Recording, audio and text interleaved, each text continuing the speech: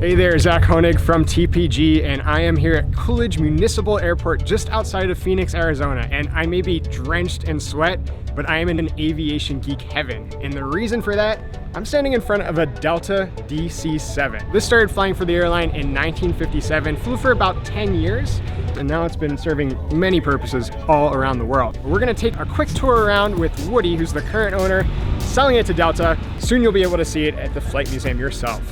Woody, Zach Honig, nice to meet you. Nice to meet you. Thanks for having us out. Thank you for coming. Beautiful aircraft. Thank you, sir. This is something else. I've never seen one of these in person. Well, they're pretty interesting airplanes. Yeah, I've been a DC-7 pilot since probably 1971 or two. Tomorrow another crew is going to take it, but I've done all the testing with it and stuff.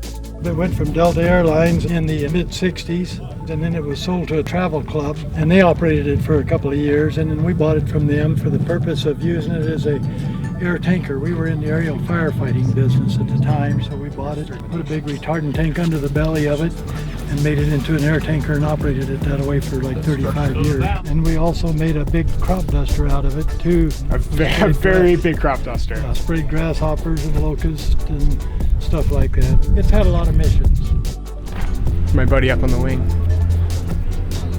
Hey buddy. These are the most powerful piston engines ever built, pounds per square cubic inch of engine. And it was just designed basically like a DC-6, but better handling techniques. So it had all the latest upgrades you could find, and then they went to jets, of course, you know. But it had a lot of power, good performance, easy airplane to fly, just a nice airplane. Do you mind if we take a look inside? No, sir. All right. This was a small first class section here, had 8 seats, and then you went into the main cabin, a lot bigger than today's seats. Because then flying was a pleasure. It was pretty luxurious to get to fly somewhere, so they made it as pleasant as they could.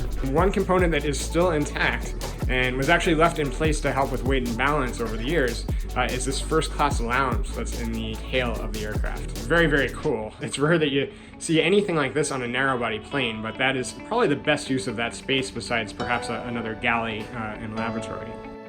So we've got 4 engines here. What type of fuel does this aircraft take? The original took 115, 145 octane fuel. Now it runs on 100, 130 fuel. It's like the pilot pre-flight check. Got my fingers a little dirty here. It's gonna look pretty nice once it's all cleaned up.